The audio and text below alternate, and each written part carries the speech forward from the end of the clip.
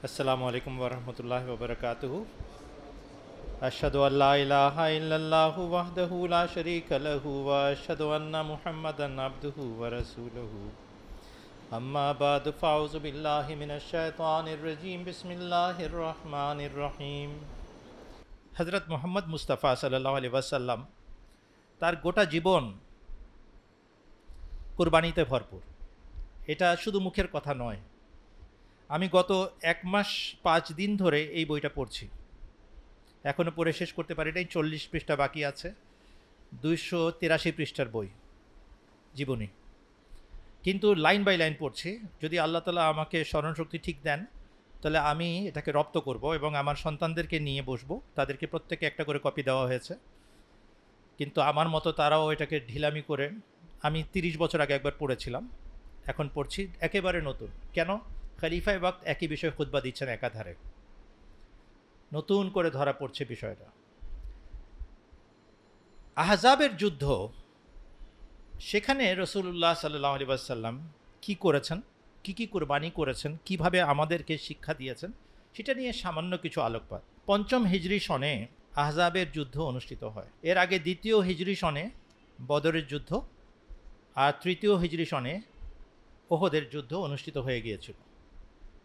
4র্থ হিজরি সনটা ফাঁকা গেছিল, মানে বড় যুদ্ধ হয়নি, অনেক রকমের অভিযান হয়েছে, অত্যাচার নিপীড়ন হয়েছে। কিন্তু 5ম হিজরি সনে এসে সারাটা আরব উপচে পড়ে মদিনাকে ধ্বংস করার জন্য। এখন কত মানুষ ছিলেন তখন মুসলমানরা? তখন জরিপ চালানো হয়, আদমশুমারি করা হয়। আর তখন সাহাবীদের একদল প্রশ্ন করেছিলেন, হে আল্লাহ রসুল, মুসলমান হিসাবে কাকে লিখব, কাদেরকে লিখব মুসলমান হিসাবে? অর্থাৎ মদিনার আদমশুমারি হচ্ছে, কতজন ইহুদি আছে, কতজন পৈত্তলিক আছে, কতজন আরব গোত্র আছে, মুসলমান আছে, মুহাজির আছে, আনসার আছে। তো মুসলমান হিসাবে কাদেরকে তালিকাভুক্ত করব? হজরত মোহাম্মদ সাল্লাল্লাহু আলাইহি ওয়াসাল্লাম উত্তরে বলেছিলেন, উকতুবু লি মাইয়ালফাজু বিল ইসলামে মিনান নাস। আরেকটা বর্ণনা দেখতে পাওয়া যায়, মান তালাফফাজা বিল ইসলামে মিনান নাস। উকতুবু লি, আমার জন্য প্রত্যেক সেই ব্যক্তিকে মুসলমান হিসাবে তালিকাভুক্ত করো, মান তালাফফাজা বিল ইসলামে মিনান নাস, যে নিজের মুখে মুসলমান হবার দাবি করে, আর কোনো সংজ্ঞা দেন নাই। কি অদ্ভুত একটা সার্বিক সংজ্ঞা! উকতুবু লি, আমার জন্য। হযরত মুহাম্মদ সাল্লাল্লাহু আলাইহি ওয়াসাল্লাম বলছেন, তার চেয়ে বড় কোনো মুসলমান নাই, তার চেয়ে বড় কোনো অথরিটি নাই। আমার জন্য প্রত্যেক এমন ব্যক্তিকে মুসলমান হিসাবে লিপিবদ্ধ করো, তালিকাভুক্ত করো, যে নিজের মুখে মুসলমান হবার দাবি করে। মান তালাফফাজা বিল ইসলামে মিনান নাস। সেই আদমশুমারি অনুযায়ী দেখা যায়, সমস্ত সংখ্যা মিলিয়ে আদমশুমারি অনুযায়ী সে সময় 1500 জন মুসলমান ছিলেন মদিনাতে। 5ম হিজরি সনে কিন্তু এটা একটা ঘটনা না, আরও অনেক ঘটনা, অভিযান আছে। বনু মুস্তালাকের অভিযান আছে, হজরত আয়েশা সিদ্দিকা রাদিয়াল্লাহু আনহার বিরুদ্ধে আরোপিত বড় অপবাদটার ঘটনা আছে, বিরাট শিক্ষণীয় ঘটনা সেটা। এবং তারপরে উপচে পড়ে মদিনার উপরে পুরো আরব গোত্র, বনু নাজিরের নেতৃত্বে, অর্থাৎ ইহুদি গোত্র, যেটাকে নির্বাসিত করেছিলেন হজরত মুহাম্মদ সাল্লাল্লাহু আলাইহি ওয়াসাল্লাম তাদের বিশ্বাসঘাতকতার কারণে। তারা কথা দিয়েছিল তারা আরব উপদ্বীপ ছেড়ে চলে যাবে, উত্তরে সিরিয়ার দিকে চলে যাবে, অর্থাৎ মুলকে শাম, উপর দিকে চলে যাবে সীমানা পেরিয়ে। কিন্তু তারা তা না করে খায়বারে গিয়ে 96 মাইল উত্তরে গিয়ে বসতি স্থাপন করে ফেলে। কেবল তাই নয়, হুয়াই বিন আখতাব নামক বনু নাজিরের নেতা, সে সেখানে গোপন ষড়যন্ত্র করে সমস্ত আরবের গোত্রগুলোকে খেপিয়ে তোলে মুসলমানদের বিরুদ্ধে, কুরাইশদের সাথে যোগসাজশ করে, এবং এদিকে নাজাদের সব দলগুলোকে নিয়ে আসে, বনু সুলাইম এবং অন্যান্য গোত্রকে। বলা হয় 10,000 থেকে সংখ্যা মিনিমাম, উপরে গেলে 20,000, কোনো কোনো বর্ণনাতে 22,000 পর্যন্ত আছে। কিন্তু যদি একেবারে ন্যূনতমও ধরেন 10,000, যার চেয়ে অনেক বেশি ছিল সংখ্যাটা, সেটাও কি কম। মুসলমানদের সংখ্যা হলো 1500, আর এসছেন 10,000 সাহেব মারার জন্য এবং শেষ করে দেওয়ার জন্য। যখন এত বড় একটা সেনাবাহিনী অগ্রসর হয় বিভিন্ন এলাকার থেকে শুরু করে, তখন ওটা গোপন থাকে না। এটা একটা আরবের অদ্ভুত একটা পরিস্থিতি। যতই আমি বইটা পড়ছি আমার কাছে প্রতিভাত হচ্ছে যে আমাদের মতো তো পাকা রাস্তা ছিল না, কিন্তু মোটামুটি 1 মাইল 1.5 মাইল 2 মাইল প্রশস্ত একটা ঘাটি বা উপত্যকা দিয়ে মানুষ যাতায়াত করে। তো উঁচু স্থানে যারা থাকে তারা দেখতে পায় যে কোন দিক থেকে কারা যাচ্ছে আর কারা আসছে। মেইন রোডটা এরকমভাবে চলতো। সূরা কুরাইশ পড়েছেন, লিইলাফি কুরাইশিন ইলাফিহিম, অদ্ভুত একটা সূরা। সেখানে লেখা আছে লিইলাফি কুরাইশিন ইলাফিহিম রিহলাতাশ শিতা'i ওয়াস-সাইফ ফালিয়াবুদু রাব্ব হাযাল বাইত আল্লাযী আত'আমাহুম মিন জু'ইন ওয়া আমানাহুম মিন খাউফ। কুরাইশদের মনস্তুষ্টির জন্য, তাদের মন রক্ষার জন্য, তাদের চাহিদা নিবারণের জন্য আল্লাহ তাআলা বলছেন আমি ব্যবস্থা করেছি, তাদের ব্যবসায়িক সফরকে সহজ করে দিয়েছি। এই ব্যবসায়িক যাত্রাপথ কত লম্বা ছিল জানেন? মক্কার থেকে দক্ষিণে ইডেন বন্দর পর্যন্ত, যেখান থেকে ভারতীয় জাহাজে পণ্য সরবরাহ করা হতো, সেই সমুদ্র বন্দর থেকে তারা জিনিসপত্র নিতেন এবং মক্কায় এসে থামতেন, আবার এখান থেকে আরেকটা সময় বেরোতেন, সিরিয়া পর্যন্ত যেতেন এবং প্যালেস্টাইনের বিভিন্ন অঞ্চলে তারা বিক্রি করতেন। আবার সেখান থেকে ইজিপ্ট থেকেও এবং প্যালেস্টাইন থেকেও এবং অন্যান্য সিরিয়ান অঞ্চল থেকেও আনতেন। আবার আরেকটা রুট নাজাদের উপর দিয়ে যেত এবং সেটা ইরাকের দক্ষিণাঞ্চল, যেখানে বাসরা নগরী আছে, সেই অঞ্চলে এদের যাতায়াত ছিল। কিন্তু এটা প্রধান রুট ছিল না। সিরিয়ার থেকে নিয়ে মক্কার থেকে নিচে এডেন বন্দর পর্যন্ত এটা ছিল সেই ট্রেড রুট যার কথা সূরা কুরাইশের ভিতরে উল্লেখ করা হয়েছে। এখন আমরা চিন্তাও করতে পারি না যে কতটুকু কষ্ট সহিষ্ণু একটা জাতি এটা, যাকে আল্লাহ তাআলা বেছে নিয়েছেন ইসলাম গ্রহণ করার জন্য। এরা যদি কষ্ট সহিষ্ণু না হতো এবং তাদের দায়িত্ববোধ এবং বিশ্বস্ততা যদি আনপ্যারালেলড না হতো, তাহলে এই আমানতের যোগ্য তারা হতো না, যেটা ইসলাম আকারে তাদেরকে দেওয়া হয়েছে। হ্যাঁ, প্রচণ্ড বিরোধিতা করেছে, কিন্তু যখন গ্রহণ করেছে বিশ্বস্ততার পরিচয় দিয়েছে। অদ্ভুত একটা জাতি, আরবদের অদ্ভুত একটা বৈশিষ্ট্য। এখন চলেন এই যে সূরা কুরাইশের কথা গেল, এই ট্রেড রুটের কারণে এই যে মক্কা নগরীর অধিবাসীরা, এরা আর উট চড়ানো রাখাল ছিল না। হ্যাঁ, এদের অধীনস্থ রাখাল ছিল, কিন্তু এনারা ব্যবসায়িক ছিল আর কৃষি কাজ করতেন না। এটাও লক্ষণীয় ব্যাপার। ব্যবসা হুজুর সাল্লাল্লাহু আলাইহি ওয়াসাল্লামের সুন্নত এবং সবচেয়ে বরকতের কারণ। হালাল ব্যবসা, পরিশ্রমের ব্যবসা, ঘাম ঝরানো ব্যবসা, চুরিচামারির ব্যবসা না। এটা করে মক্কা নগরী উঠে গেছে। আর আল্লাহ তাআলা যাদেরকে ইসলাম গ্রহণ করার সৌভাগ্য দিয়েছেন তাদেরকে ব্যবসায়ী বেছে নিয়েছে, যার কারণে তাদের জন্য হিজরত করা সম্ভব ছিল। কিন্তু মদিনার লোকেরা যারা আনসার হয়েছে, এবং বিরাট মাপের আনসার, এনারা কি কুরবানি আর বিশ্বস্ততা আর কত ভালোবাসা এবং আন্তরিকতা, তুলনা হয় না। তাদের আবার বৈশিষ্ট্য ছিল তারা জোরদার, জমি জমাত মালিক, এমন মালিক যে ডাটের সাথে বলতে পারতো, আচ্ছা আমাদেরকে কিছু বলবে হে কুরাইশ কাফেররা, তাহলে কিন্তু সিরিয়ার রাস্তা বন্ধ হয়ে যাবে তোমাদের জন্য, আমরা স্থানীয় বাসিন্দা। এই কথা বলার জন্য যা দরকার সেটা আল্লাহ তাআলা আনসারীদেরকে দিয়েছে, আনসার সাহাবীদেরকে দিয়েছে। হুজুর সাল্লাল্লাহু আলাইহি ওয়াসাল্লামকে আল্লাহ তাআলা তার দোয়ার বরকতে যে সাহায্যকারী দিয়েছেন বলার মতো না। তো মাপঝোপও বললেন। হুজুর সাল্লাল্লাহু আলাইহি ওয়াসাল্লাম প্রায় 2.5 মাইল বা 2 কিলোমিটার একটা জায়গা নির্ধারণ করলেন যে এই ফাঁকের ভিতর দিকে আক্রমণ করবে, তাহলে এই ফাঁকটা বন্ধ করা হোক। 15 ফিট জায়গা, 15 ফিট জায়গা, 10 ফিট চড়া, 15 ফিট লম্বা, 10 ফিট চড়া, প্রত্যেক 10 জন সাহাবীকে ভাগ করে দেওয়া হলো। 10 জন সাহাবী 15 ফিট বাই 10 ফিট পাথর খনন করবে। এটা ছিল ওয়াকারে আমাল। এবং অন্যান্য কাজকর্ম বন্ধ, এখন তোমরা সারাক্ষণ এটা করবে, কেননা 1 সপ্তাহের মধ্যে সেনাবাহিনী এখানে পৌঁছাচ্ছে। সাহাবীরা হুজুর সাল্লাল্লাহু আলাইহি ওয়াসাল্লামের নির্দেশনা পেয়ে সমস্ত কাজকর্ম বাদ দিয়ে, উপার্জনের পথ বন্ধ করে দিয়ে তারা লাগলেন ট্রেঞ্চ খনন করতে, পরিখা খনন করতে। মনে রাখবেন এই 10 জনের মধ্যে এক দল খনন করে, আরেক দল ঝুড়িতে মাটি তুলে, ধুলা বাটি যা উঠে আর কি, পাথর, আর তারা সেটাকে বহন করে আরেক জায়গায় নিক্ষেপ করে। তার মানে বেশি লোক নাই, আর পাথরের জমি। এখন তো এটার চিহ্ন দেখতে পাওয়া যায় না, গাড়ি ঘোড়ার রাস্তা হয়ে গেছে ওখানে। বলা হয় যে এই মসজিদের পাশের যে জায়গাটা আছে এটা হচ্ছে সেই পরীক্ষার জায়গা, যেটাকে এখন হাইওয়ে বানানো হয়েছে। এইখানে হুজুর সাল্লাল্লাহু আলাইহি ওয়াসাল্লাম এসে যোগ দেন ক্ষুধার্ত অভুক্ত সাহাবীদের সাথে মাটি ঘোরার কাজে। সাহাবীরাও না খেয়ে আছেন, কেননা উপার্জন বন্ধ, দিন আনা দিন খাওয়া মানুষ।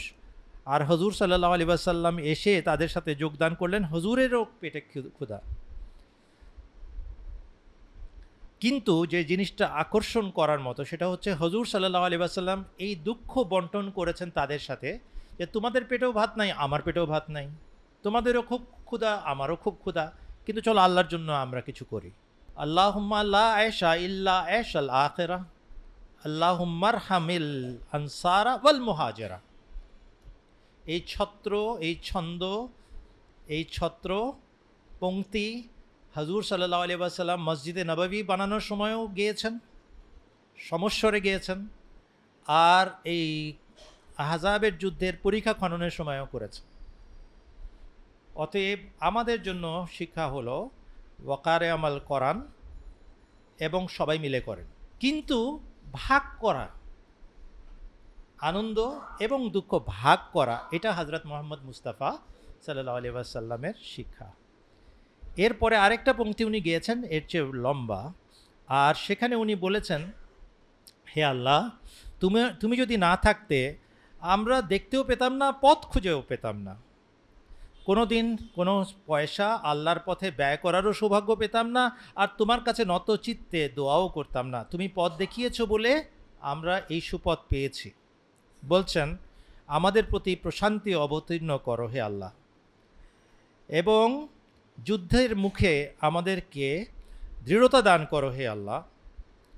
তারা আমাদের বিরুদ্ধে একযোগ হয়ে আমাদেরকে আক্রমণ করতে উদ্যত, তারা আমাদেরকে পথভ্রষ্ট করতে উদ্যত এবং আহ্বান জানাচ্ছে, তোমরা পথ ছেড়ে দাও, সুপথ পেয়েছো ওটাকে বাদ দাও। ফা আবায়না, কিন্তু হে আল্লাহ তুমি সাক্ষী থেকো, আমরা তাদের এই আহ্বান অস্বীকার করেছি, আমরা অস্বীকার করেছি। পথ ছাড়বে কিনা বলো, আল্লাহর পথ বাদ দিবে কিনা বলো, এটা হচ্ছে তাদের আহ্বান। ফা আবায়না, আর আমরা এটাকে অস্বীকার করেছি, আমরা এটাকে অস্বীকার করেছি। আর এই যুদ্ধ এর কারণেই হচ্ছে। এই যে ফা আবায়না, এই যে ছত্রটা, শেষের অংশটা, এটা হুজুর সাল্লাল্লাহু আলাইহি ওয়াসাল্লাম বারবার রিপিট করতেন, সাহাবীরাও রিপিট করতেন। কোরাস গানের একটা ছত্র থাকে যেটা বারবার রিপিট করা হয়, হুজুর সাল্লাল্লাহু আলাইহি ওয়াসাল্লামও এটা কোরাসের মতো গেয়ে এই অংশটাকে রিপিট করতেন। এখন বলেন, সবচেয়ে বড় নবী, আল্লাহর সবচেয়ে বড় নৈকট্যপ্রাপ্ত নবী, যার সামনে পিছনে ডানে বামে উপরে নিচে ফেরেশতাদের বাহিনী পাহারা দিচ্ছে, তিনি যখন সবার মাঝে নেমে মাটি তুলছেন, মাটি খুঁড়ছেন, মাটি তুলছেন, আর তাদের মতো করে গান গাচ্ছেন, ভালো গান, যুদ্ধের গান, এটাকে রণসঙ্গীত বলেন। এই পরিবেশটা কেমন ছিল? কিন্তু ক্ষুধা তো আর মানে না, ভীষণ ক্ষুধার জ্বালায় সবাই আক্রান্ত, কেননা আয় উপার্জন বন্ধ, সবাই বাকারে আমলে আছে। একসাথে 7 দিন 8 দিন 10 দিন ধরে বাকারে আমল চলছে। বাকারে আমল শেষ যখন হলো, পরীক্ষা খনন সম্পূর্ণ হলো, সেই দিনই এসে উপস্থিত হলেন সমস্ত আরবের মেহমানরা আবু সুফিয়ানের নেতৃত্বে।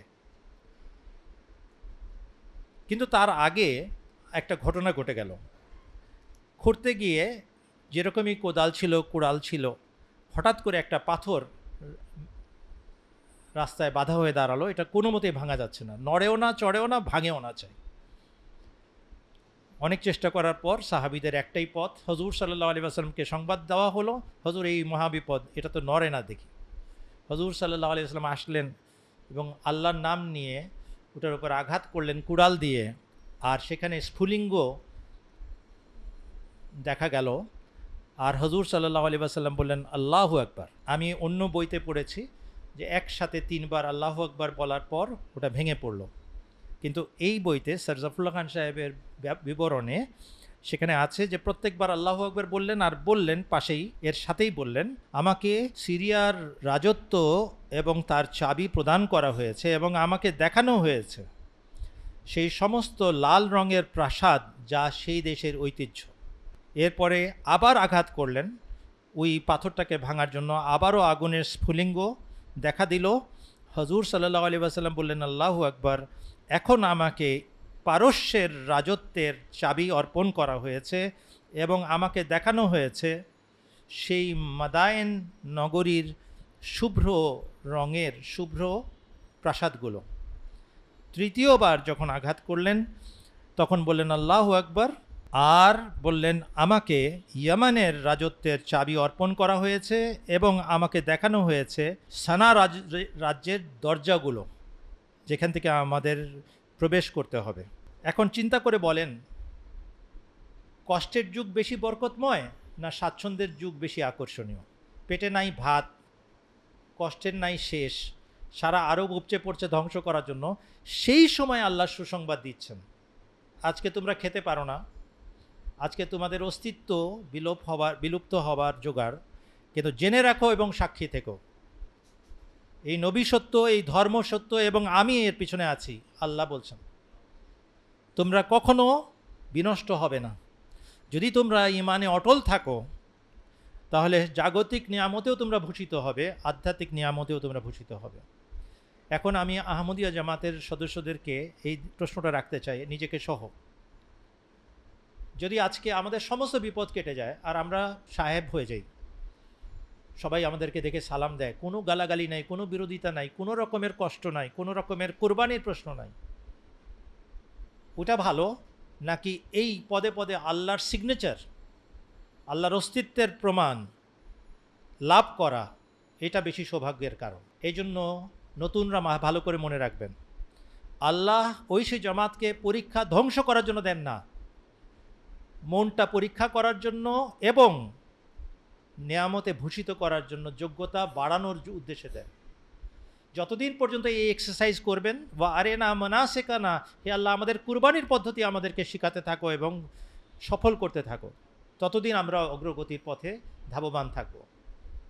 আর যেই দিন আমরা বিলাসী জীবনের ভাগী হয়ে গেলাম, ভাই আমি নাই, কষ্টের জীবন কে কাটায়? নাই ভাই, সব বাতাস লাগিয়ে গুডু ফুর্তিতে আছে, তো আমার এবং অন্যদের মধ্যে কোনো তফাৎ নাই, ইমানের কোনো লক্ষণ আমার মাঝে প্রতিভাত নয়।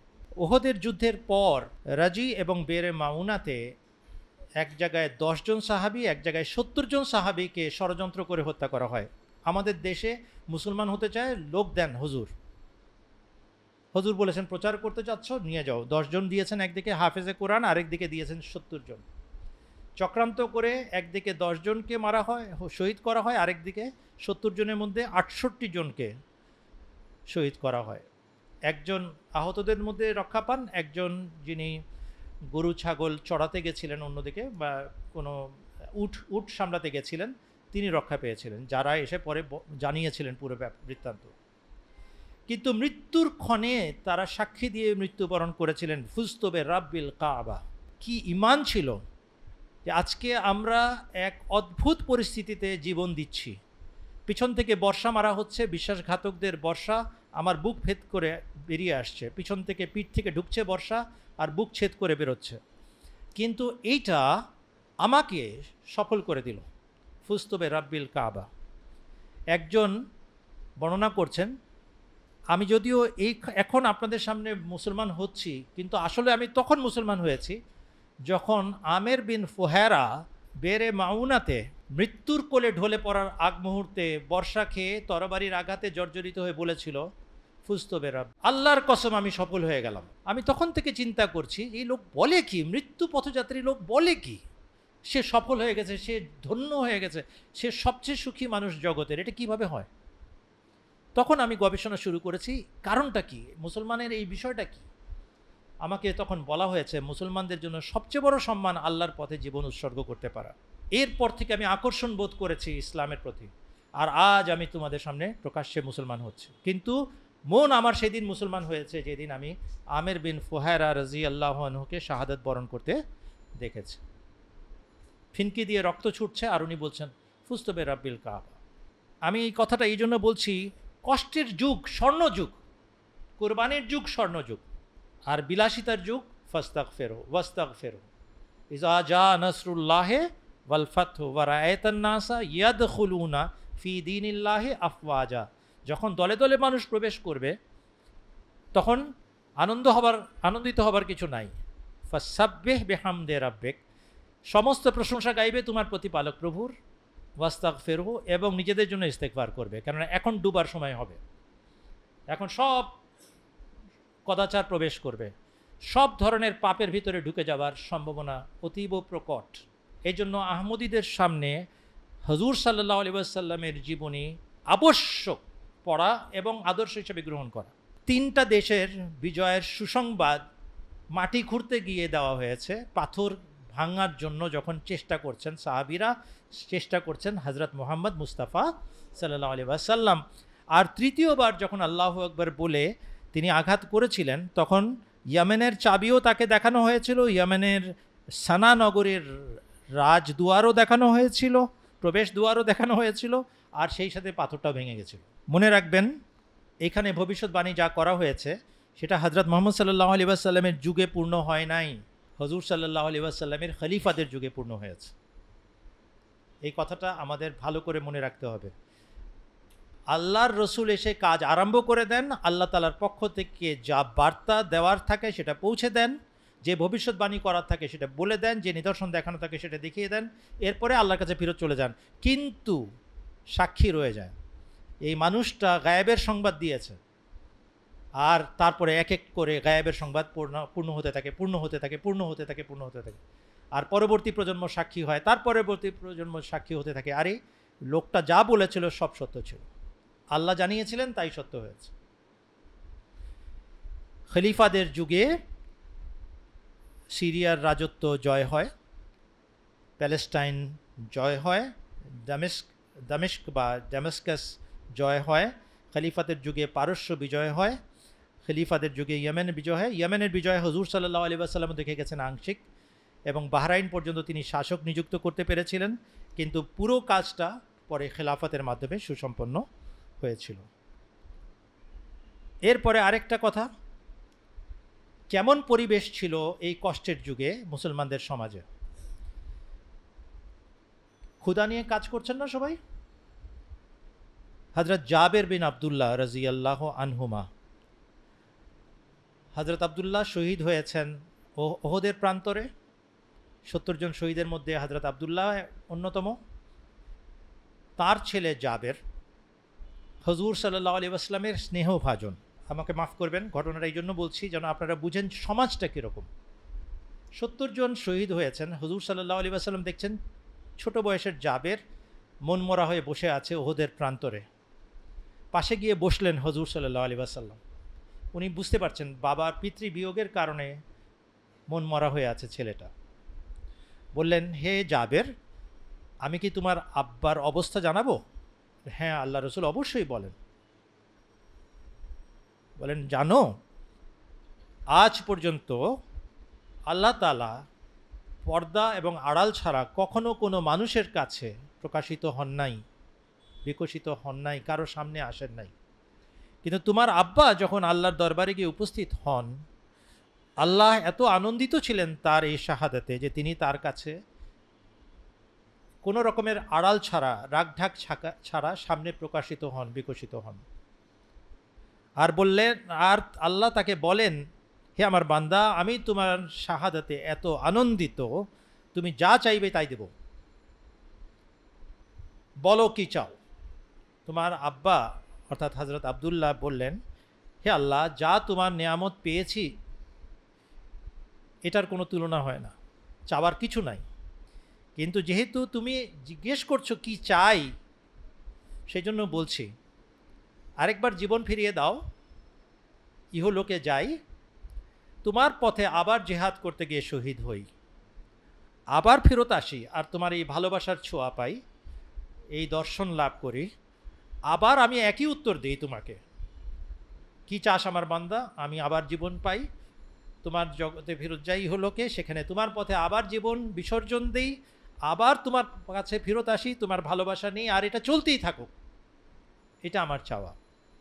তখন আল্লাহ বললেন, হজরত মোহাম্মদ সাল্লাল্লাহু আলাইহি ওয়াসাল্লাম বললেন, তখন আল্লাহ বললেন যে আমার বান্দা যদি আমার পক্ষ থেকে একটা নির্ধারিত বিধান না থাকতো তাহলে আমি অবশ্যই তোমার এই চাহিদা, তোমার এই দোয়া কবুল করে নিতাম, কিন্তু আমার অমোঘ বিধান অবধারিত হয়ে গেছে, যাকে আমি একবার মৃত্যুদান করি সে ইহলোকে আর কখনো ফেরত আসে না।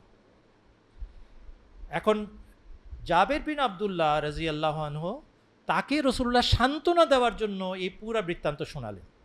কতটুক আপন এই জাবের বিন আবদুল্লাহর সম্পর্কে জানা যায়, হুজুর সাল্লাল্লাহু আলাইহি ওয়াসাল্লাম এক অভিযান থেকে ফেরত আসেন তার পিতার মৃত্যুর পর। তখন দেখছেন গায়ের মধ্যে কোনো একটা রঙের ছিটা, মেহেন্দি খুব সম্ভব। জিজ্ঞেস করলেন, তুমি কি বিয়ে করেছো জাবের? বলে, হ্যাঁ করেছি হে আল্লাহ রসুল। তুমি কি কুমারী বিয়ে করেছো না বিধবা বিয়ে করেছো? বলে, বিধবা বিয়ে করেছি। বলে, কেন তুমি বিধবা বিয়ে করলে? কেন তুমি কুমারী করলে না, যার সাথে তুমি খেলাধুলা করতে পারতে, ছোট বয়স? বলে, হে আল্লাহ রসুল, আপনি খুব ভালোই জানেন যে আমার বাবা মারা গেছেন এবং মৃত্যুর সময় 7টা বোন রেখে গেছেন, ছোট অনাথ। আমি এই জন্য বিধবা বিয়ে করেছি, যিনি সংসারে পারদর্শী, তিনি আমার বোনদেরকে মায়ের স্নেহ দিয়ে বড় করতে পারবেন। হুজুর সাল্লাল্লাহু আলাইহি ওয়াসাল্লাম সেই অভিযান থেকে ফিরতি পথে বললেন, তাহলে ভালো কাজ করেছো, প্রজ্ঞার সাথে জীবনযাপন করো, মদিনাতে প্রজ্ঞার সাথে প্রবেশ করো এবং মন জয় করার চেষ্টা করো তোমার বউয়ের। এই হলো সম্পর্ক হযরত জাবির বিন আবদুল্লাহর সাথে। ক্ষুধার্ত সাহাবীদের অবস্থা সবাই জানে। হযরত জাবির বিন আবদুল্লাহ রাসূলুল্লাহ সাল্লাল্লাহু আলাইহি ওয়াসাল্লামের চোখে মুখে ক্ষুধার যন্ত্রণার ছায়া দেখলেন, আর সবাইকে বাদ দিয়ে একটু দূরে গিয়ে বাড়িতে বলে আসলেন, বাড়িতে কিছু আছে? বলে, কিচ্ছু নাই। বলে, কিছু আছে? বলে, একটা ছাগল আছে আর সামান্য কিছু আটা আছে। বলে, আল্লাহ রসুলের চেহারাতে আমি এমন কিছু দেখেছি যেটা আমার সহ্য হয় না। আমি ছাগল জবাই দিয়ে যাচ্ছি, রান্না চড়াও, আমি হুজুরকে দাওয়াত দিয়ে নিয়ে আসি। পরীক্ষা খনন করতে করতে হয়তো আধা কিলোমিটার বা 1 কিলোমিটার বা 1.5 কিলোমিটার দূরে বাড়ি হবে, সেখানে দৌড়ে গিয়ে উনি এই কাজটা করে এসেছেন। এসে বলছেন, হুজুর আপনি আর সাথে 3-4-5 জনকে নিতে পারবেন, এর চেয়ে বেশি আমি রান্না করতে পারিনি, আমার বাড়িতে আর খাবারই নাই, অল্প কিছু খাবার আপনার জন্য আমি ব্যবস্থা করতে পেরেছি, দয়া করে আমার বাড়িতে আসেন, একটু মুখে দেন। বলে, যা আছে সেটাই যথেষ্ট। এই সবাই শোনো, জাবের দাওয়াত দিয়েছে। বলে, সর্বনাশ, আমার মাথায় বাজ ভেঙে পড়েছে। আমি একটা ছোট ছাগল আর সামান্য কিছু আটা গুদার জন্য ওয়াইফকে দেখে এসছি যে সে চড়ালো মাত্র, আর হুজুর সাল্লাল্লাহু আলাইহি ওয়াসাল্লাম 1000 মানুষের সামনে ঘোষণা দিচ্ছেন, জাবের আমাদের সবার জন্য নিমন্ত্রণের ব্যবস্থা করেছে। আমার মাথার মধ্যে বাজ ভেঙে পড়েছে। হুজুর বললেন, রওনা হচ্ছেন এখন সবাইকে নিয়ে, ওয়াকার আমল এখন বন্ধ, সবাই যাও, নিমন্ত্রণ খাও। হযরত জাবির বিন আবদুল্লাহকে রওনা করাচ্ছেন, জাবের বাসায় যাও, আমার আগে আগে যাও, সবার আগে যাও, আর বলবে হাড়ি যেন না নামায়, আর যতক্ষণ পর্যন্ত আমি না আসছি ততক্ষণ পর্যন্ত যেন ওই গুদা আটা যেন তন্দুরের মধ্যে না দেয় বা রুটি বানানো শুরু না করে। হুজুর সাল্লাল্লাহু আলাইহি ওয়াসাল্লামের বার্তা নিয়ে পৌঁছালেন। বউ রেগে মেগে অস্থির, নিষেধ করেছে তোমাকে লোক ডাকতে। বলে, আমি ডাকি নাই, রাসূলুল্লাহ ডেকেছে। বলে, যিনি ডেকেছেন তিনি ভালো বুঝবেন। ওই বাড়িতে গিয়ে ওই রাসূলুল্লাহর কথা পৌঁছালেন, বউ মানল।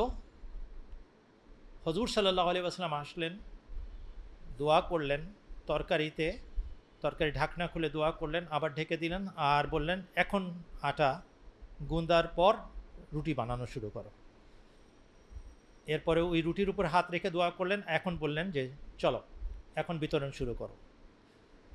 আমরা ঢালতে থাকলাম, আসতে থাকলো লোক, খেতে থাকলো লোক, পেট ভরতে থাকলো লোকের, আসলো লোক, খেতে থাকলো লোক, যেতে থাকলো লোক। 1000 মানুষের খাবারের ব্যবস্থা হয়ে গেল। কেমন করে হলো, কি হলো কেউ জানে না, কিন্তু যেভাবে ছিল তরকারি সেভাবেই রয়ে গেল, আর যেভাবে ছিল রুটি সেভাবেই রয়ে গেল, কোনো কিছু কমতি হয়নি। এটা একবার না, হুজুর সাল্লাল্লাহু আলাইহি ওয়াসাল্লামের জীবনে অনেক ঘটনা এটার সাথে এইরকম ঘটেছে।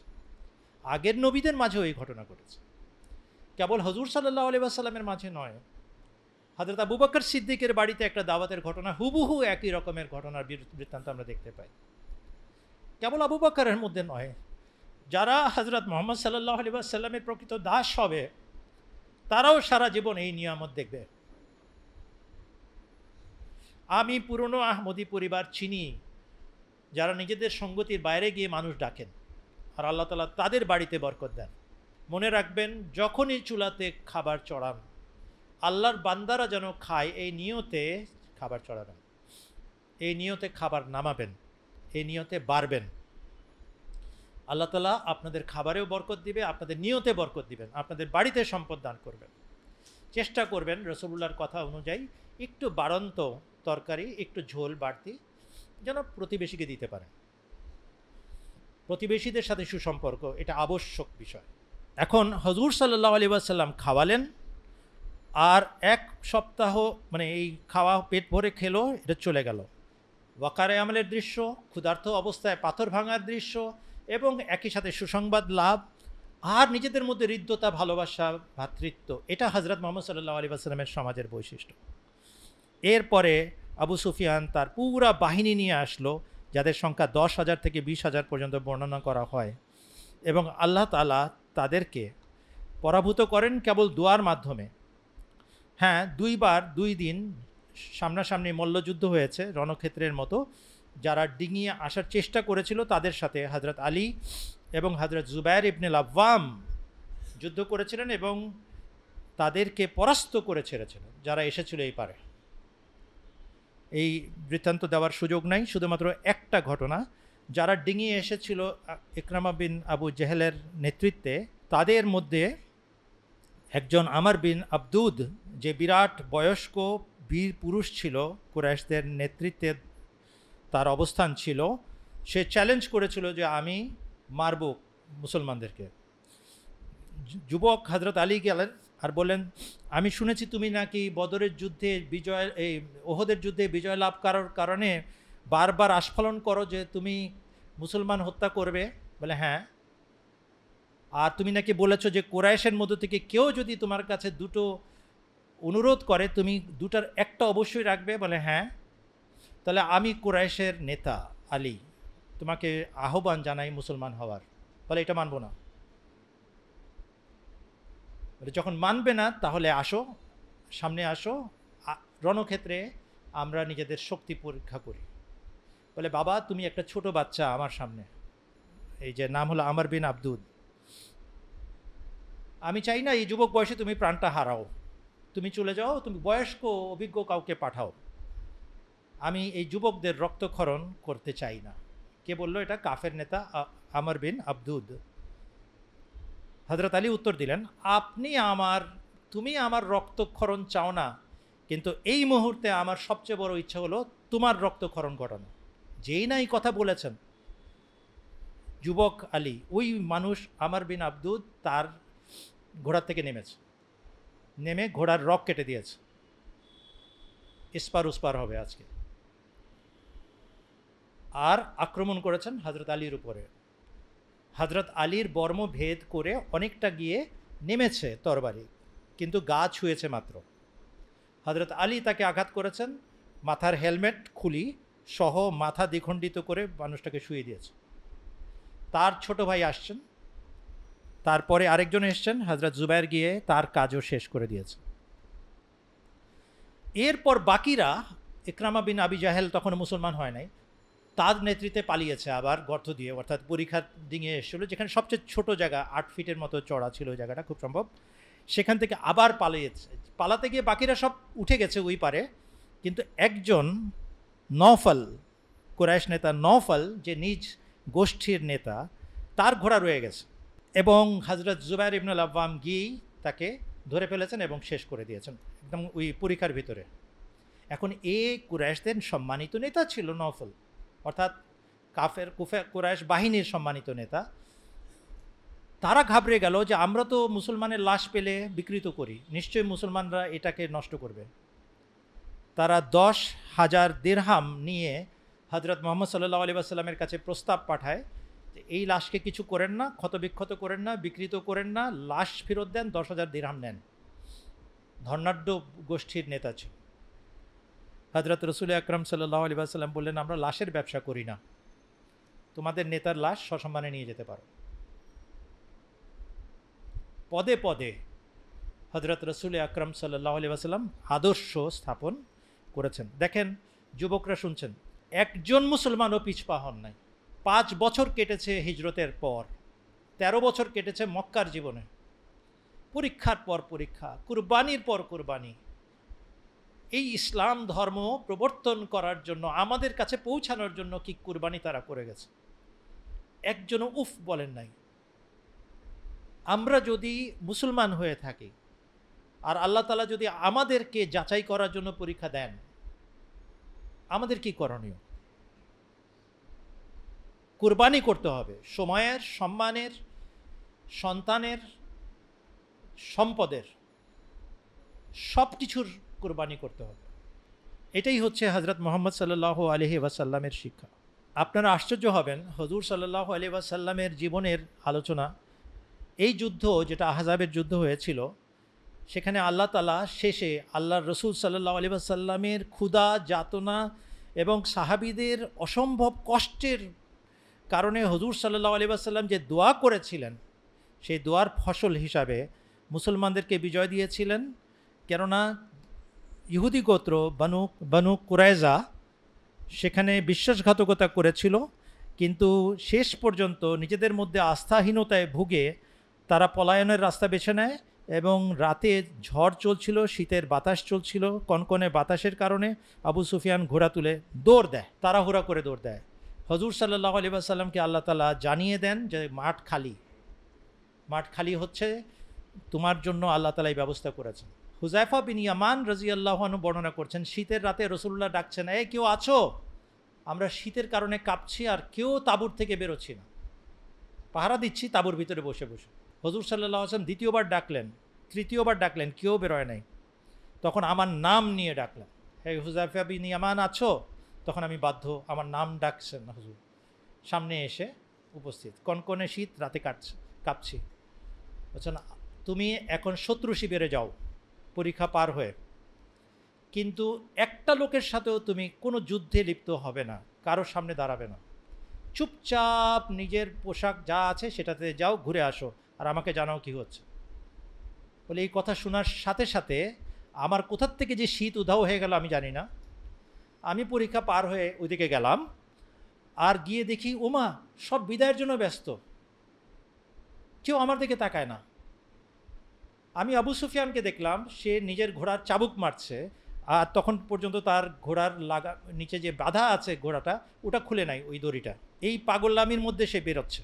আমার এত কাছে ছিল আবু সুফিয়ান যে আমি তীর নিক্ষেপ করতে চাইলাম, কিন্তু মনে পড়লো হুজুর সাল্লাল্লাহু আলাইহি ওয়াসাল্লাম নিষেধ করেছেন, খবরদার কারোর সাথে কোনো রকমের দ্বন্দ্ব বা যুদ্ধে লিপ্ত হবে না। দেখতে দেখতে উধাও হয়ে গেল সব শিবির। আমি ফিরত এসে হুজুর সাল্লাল্লাহু আলাইহি ওয়াসাল্লামকে রিপোর্ট দিলাম। হুজুর বলেন, আলহামদুলিল্লাহ, এটা আমাদের কারণে নয়, আমাদের কোনো শক্তি এখানে কার্যকর ছিল না, কেবলমাত্র আল্লাহ তাআলার অনুগ্রহ হয়ে আল্লাহ তাআলা এই মিত্র বাহিনীকে ধ্বংস করেছে, অর্থাৎ সমস্ত আরবের মিত্র বাহিনী আমাদের শত্রু বাহিনী। হযরত মুহাম্মদ সাল্লাল্লাহু আলাইহি ওয়াসাল্লামের শিক্ষা হলো, যখন আল্লাহ বিজয় দেন তখন গর্ব করবেন না, কৃতিত্ব নেবেন না, আমার জন্য, আমি শব্দটা নাই এখানে। আলহামদুলিল্লাহ, আল্লাহ করেছেন। হযরত মুহাম্মদ সাল্লাল্লাহু আলাইহি ওয়াসাল্লাম শিখিয়েছেন, আল্লাহ করেছেন বল, আল্লাহ ছাড়া কেউ উদ্ধার করে না কাউকে। একটা মজার তথ্য দিয়ে শেষ করি। 5 জন শহীদ হয়েছিলেন এই যুদ্ধে মুসলমানদের, এবং 2 জন মারা গেছিলেন কাফের পক্ষে। শেষ কথা, আপনারা কি জানেন হুজুর সাল্লাল্লাহু আলাইহি ওয়াসাল্লামের জীবদ্দশায় কয়টা অভিযান, যুদ্ধ বা অবরোধ, সব ধরনের দ্বন্দ্ব কলহের সংখ্যা কত সারা জীবনে? সারিয়া বলেন, গজবা বলেন, যা আছে সব মিলিয়ে, all together there were more than 5 dozen such expeditions. 5 dozen, বাংলাতে কত হবে?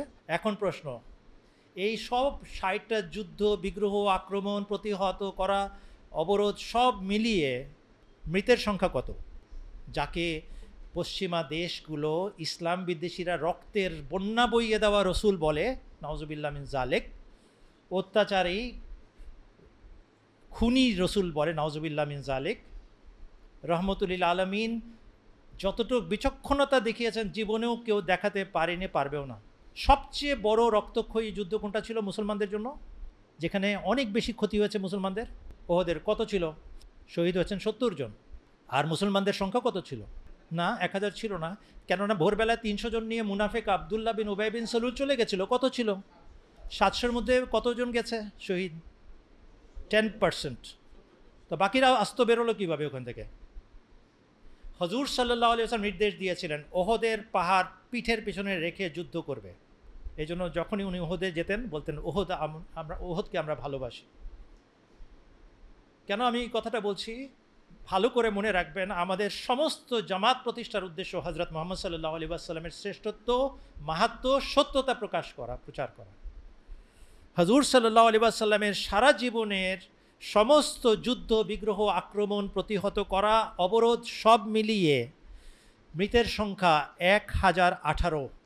এর মধ্যে মুসলমানদের শহীদ হওয়ার সংখ্যা 259, আর কাফেরদের মৃতের সংখ্যা 759, 759।